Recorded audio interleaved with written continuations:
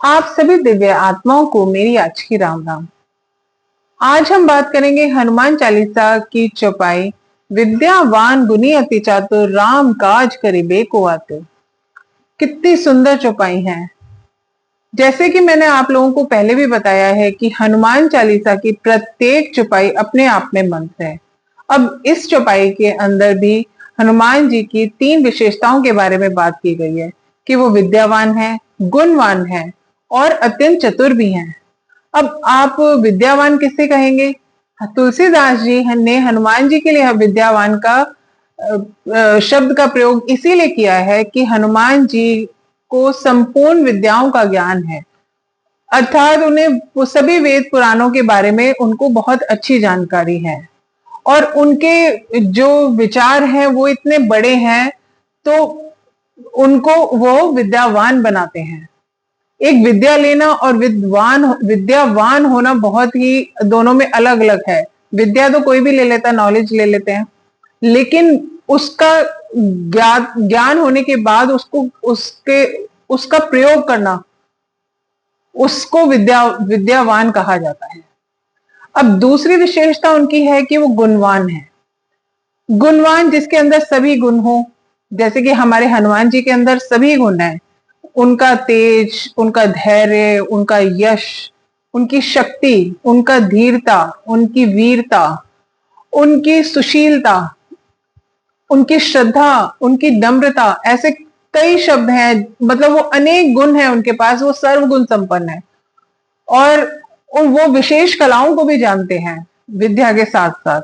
जैसे कि उनको उड़ने की कला पता है, छोटा रूप धारण करने की कला पता है, बड़ा रूप धारण करने की रूप पता है, उन्हें हवा में चल सकते हैं, वो तैर सकते हैं। तो ऐसे उनके पास अनेक विद्याएं हैं, इसीलिए उनको शस्त्रों का और शास्त्रों का संपूर्ण ज्ञान है, तो इसीलिए वो गुणवान भी है। उनका कैरेक्टर बहुत अच्छा है और साथ के साथ वो अत्यंत चतुर भी हैं।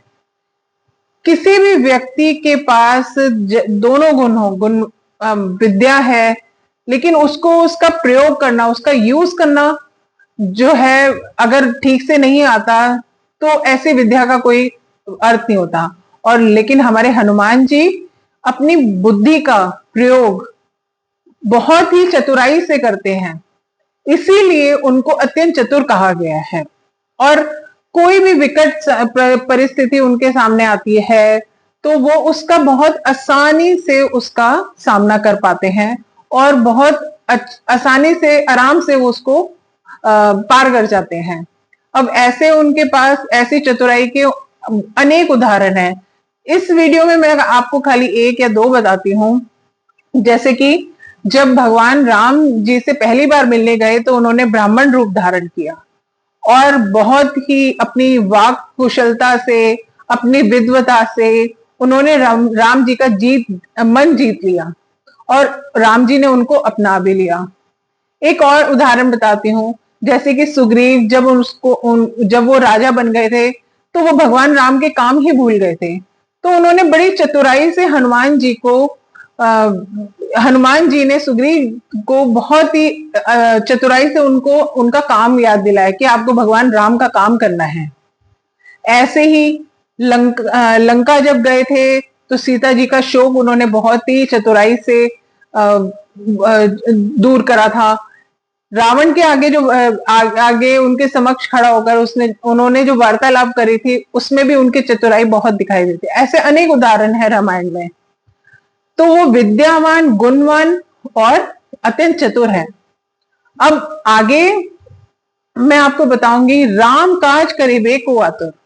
राम काज, वो भगवान राम के काम करने के लिए इतनी उत्सुकता उनके अंदर होती है, इतनी तीव्रता उनके अंदर होती है कि वो चाहते हैं कि दिनों का काम वो 1 सेकंड में कर लें और हमेशा वो भगवान राम के काम करने के लिए आतुर रहते हैं। इसीलिए राम काज करिबे को आतुर है वो। हमें भी उनसे ये सारी चीजें, ये उनके जो गुण हैं वो हमें भी सीखना चाहिए कि हमें अपनी विद्या का प्रयोग सही तरीके से करें, हम भी उनकी तरह गुणवान बने, हम भी अपनी अपना जो कार्य है कुशलता पूर्वक चतुराई से करें, ताकि हम भी अपने जीवन में सक्सेस पा सकें। और उसके साथ साथ अगर जब हमें कोई भी कार्य मिलता है, इनसे सीखने की चीज है ये, कि हमें जब भी कोई कार्य दिया जाता है तो हमें उसको कंप्लीट करने के लिए हमारे अंदर भी वही उत्सुकता, वही तीव्रता, वही आतुरता होनी चाहिए। आशा करती हूं कि आपको ये वीडियो पसंद आई होगी, आपको ये व्याख्या समझ आई होगी। जय श्री राम।